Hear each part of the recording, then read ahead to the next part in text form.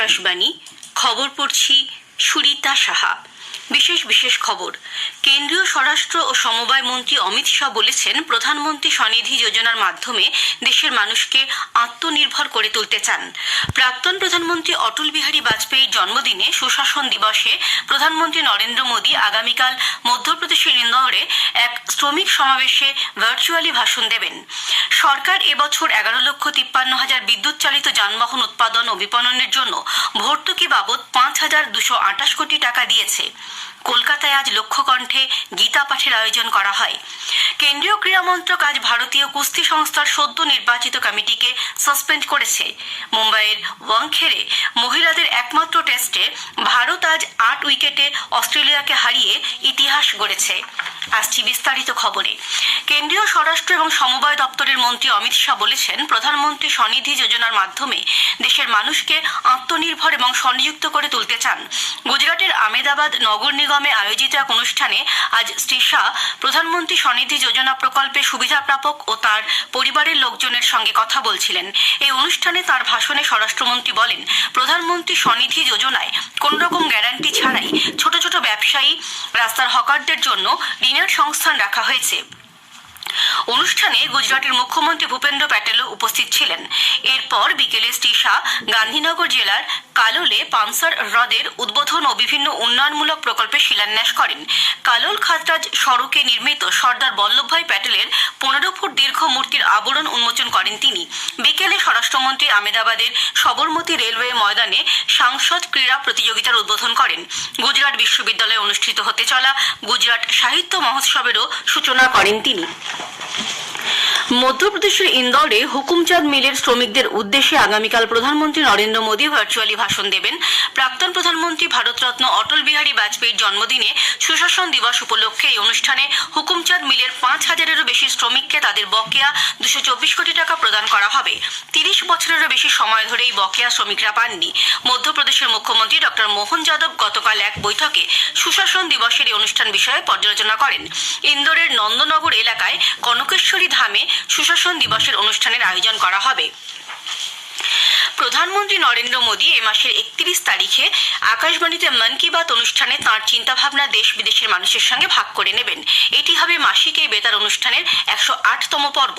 অনুষ্ঠানটি আকাশবাণী এবং দূরদর্শনের সবকটি চ্যানেল, AIR নিউজ ওয়েবসাইট এবং নিউজ অন AIR মোবাইল অ্যাপে সকাল 11টায় সম্প্রচারিত হবে।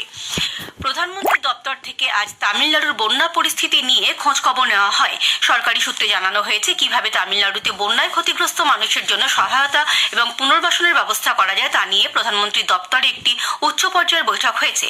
দপ্তরের আধিকারিকরা তামিলনাড়ু সরকারের উচ্চ পর্যায়ের আধিকারিকদের সঙ্গে ত্রাণ এবং পুনর্বাসন নিয়ে কথা বলেন। কর্ণাটকের মুখ্যমন্ত্রী সিদ্দারামাইয়া বলেছেন, ওই রাজ্যে সরকারি স্কুল এবং কলেজে হিজাব নিষিদ্ধকরণের নির্দেশ প্রত্যাহার করা হয়নি। সরকারি পর্যায়ে আলোচনার পরই এ বিষয়ে চূড়ান্ত সিদ্ধান্ত নেওয়া হবে। উল্লেখ্য, এই নির্দেশ প্রত্যাহারের বিষয়টি বিবেচনা করা হচ্ছে বলে মুখ্যমন্ত্রী কয়েকদিন আগে মন্তব্য করেছিলেন। কর্ণাটকের স্কুল শিক্ষামন্ত্রী মধু বেঙ্গারাপ্পা বলেছেন, বিষয়টি স্পর্শকাতর হওয়ায় আইনগত দিক থেকেও হিজাব নিষিদ্ধকরণ প্রস্তাব খতিয়ে দেখা হবে। উল্লেখ্য, 2022-এর অক্টোবর মাসে সুপ্রিম কোর্ট এ সংক্রান্ত একটি মামলায় 3 বিচারপতির এক বেঞ্চ করার নির্দেশ দেয়। যদিও এখনো পর্যন্ত বেঞ্চ গঠন না হওয়ায় মামলাটি দেশের সর্বোচ্চ আদালতে বিচারাধীন রয়েছে। সরকার চলতি বছরে 11,53,000 বৈদ্যুতিক যানবাহন উৎপাদন ও বিপণনের জন্য ভর্তুকি হিসেবে 5,228 কোটি টাকা দিয়েছে। এছাড়া সারা দেশে বিভিন্ন স্থানে 7,432টি চার্জিং স্টেশন স্থাপনের জন্য রাষ্ট্রায়ত্ত তেল সংস্থাগুলিকে 800 কোটি টাকা অনুদান দিয়েছে। বর্তমানে দেশে প্রায় 150টি পাবলিক চার্জিং স্টেশন কাজ করছে। কেন্দ্রীয় ভারী শিল্প মন্ত্রক সূত্রে জানানো হয়েছে, জীবাশ্ম জ্বালানির ওপর অতিরিক্ত নির্ভরশীলতা কমাতে এবং যানবাহন থেকে দূষণকারী গ্যাস নির্গমন নিয়ন্ত্রণের লক্ষ্যে বৈদ্যুতিক গাড়ি নির্মাণ ও তার প্রসারে উৎসাহ দেওয়া হচ্ছে। এদিকে চলতি বছরের এপ্রিল থেকে নভেম্বর মাসের মধ্যে দেশে কয়লা ভিত্তিক বিদ্যুৎ উৎপাদন 11.19% বৃদ্ধি পেয়েছে। কয়লা মন্ত্রক সূত্রে জানানো হয়েছে, সারা দেশে সব ধরনের উৎস থেকে বিদ্যুৎ উৎপাদন 7.71% বেড়েছে। কেন্দ্রীয় প্রত্যক্ষ কর পর্ষদ সিবিডিটি 2024-25 অ্যাসেসমেন্ট বর্ষের জন্য আয়কর রিটার্নের 1 এবং 4 নম্বর ফর্ম বিষয়ে বিজ্ঞপ্তি জারি করেছে। 2023-এর 1 এপ্রিল থেকে 2024-এর 31 মার্চ পর্যন্ত সময়কালের জন্য আয়কর রিটার্ন দাখিলের ক্ষেত্রে এই ফর্মগুলি প্রযোজ্য হবে। আয়কর রিটার্নের এই ধরনের ফর্ম মার্চ বা এপ্রিল মাসে বিজ্ঞাপিত করা হয়। তবে এবছর আয়কর দাতারা যাতে তাড়াতাড়ি রিটার্ন দাখিল করতে পারেন তাই 1 এবং 4 নম্বর ফর্ম গতকাল জারি করা হয়েছে। 50 লক্ষ টাকা পর্যন্ত বার্ষিক আয়কর দাতারা এই ফর্মগুলি ব্যবহার করতে পারবেন। এই খবর আপনারা শুনছেন আকাশবাণী থেকে।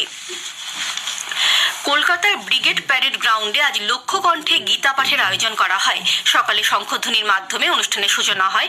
এরপর ভজন, শোভাযাত্রা, আরতি, বেদপাঠ এবং দ্বারকার শঙ্করাচার্যের ভাষণের পর 1 লক্ষ সমবেত কণ্ঠে শুরু হয় গীতা পাঠ। গীতার 5টি অধ্যায় পাঠ করা হয়।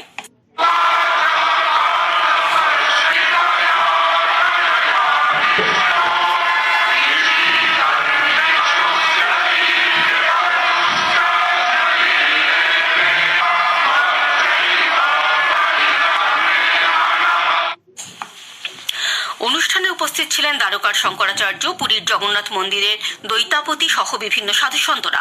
শঙ্করাচার্য তাঁর ভাষণে গীতার মাহাত্ম্য উল্লেখ করেন। এছাড়া বিজেপির রাজ্য সভাপতি সুকান্ত মজুমদার, রাজ্যের বিরোধী দলনেতা শুভেন্দু অধিকারী সহ বিজেপি পরিষদীয় দলের সদস্যরা অনুষ্ঠানে উপস্থিত ছিলেন।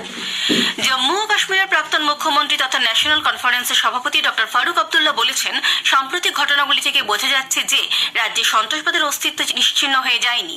জম্মুতে একটি পুস্তক প্রকাশ অনুষ্ঠানে তিনি বলেন, সংবিধানের 370 অনুচ্ছেদ বাতিল করা সত্ত্বেও কেন এই ধরনের সন্ত্রাসবাদী কার্যকলাপ চলছে তা কেন্দ্রীয় সরকারের গভীরভাবে অনুসন্ধান করে দেখা উচিত।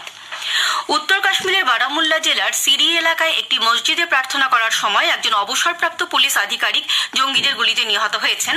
আজ সকালে অজ্ঞাত পরিচয় জঙ্গিরা মোহাম্মদ সফি নামে ওই আধিকারিকের ওপর গুলি চালালে তিনি গুরুতর আহত হন। পরে তাঁর মৃত্যু হয়। এরপরই নিরাপত্তা বাহিনী ঘটনাস্থল ঘিরে ফেলে। এই সন্ত্রাসবাদী হামলায় জড়িত ব্যক্তিদের খুঁজে বের করতে চিরুনি তল্লাশি শুরু হয়েছে। এদিকে পুঞ্চের ডেরাকি গলি এলাকায় গত বৃহস্পতিবারের জঙ্গি হানায় 4 জওয়ান ও 3 সাধারণ নাগরিকের মৃত্যুর ঘটনার পূর্ণাঙ্গ তদন্তের আশ্বাস দিয়েছে সেনাবাহিনী।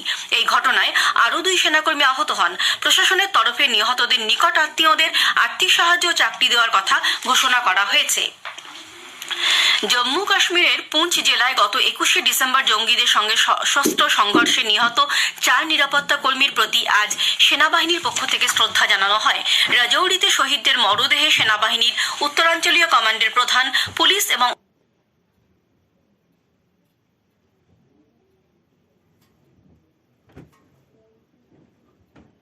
ঘিরে ফেলে।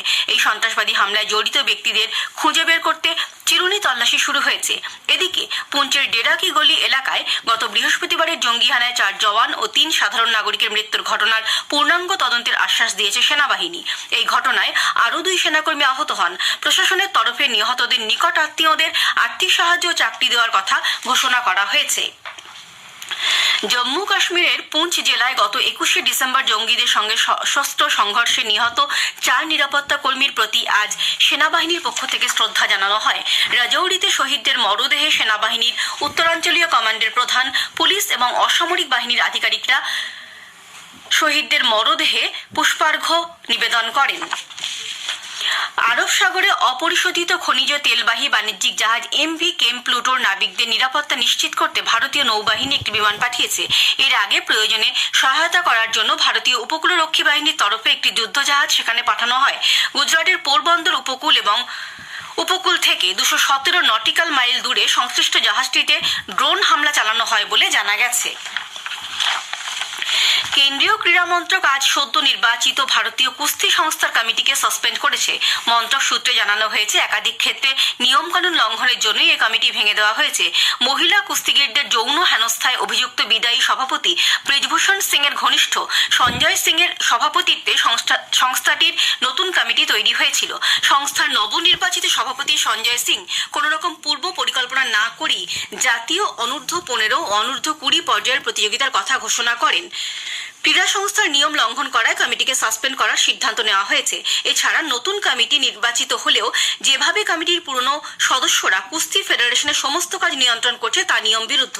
অন্যদিকে সংস্থার যে অফিস থেকে কাজ চালানো হচ্ছে সেখানেই মহিলা কুস্তিগীরদের ওপর যৌন হেনস্থা চালানো হয়েছিল বলে অভিযোগ উঠেছে।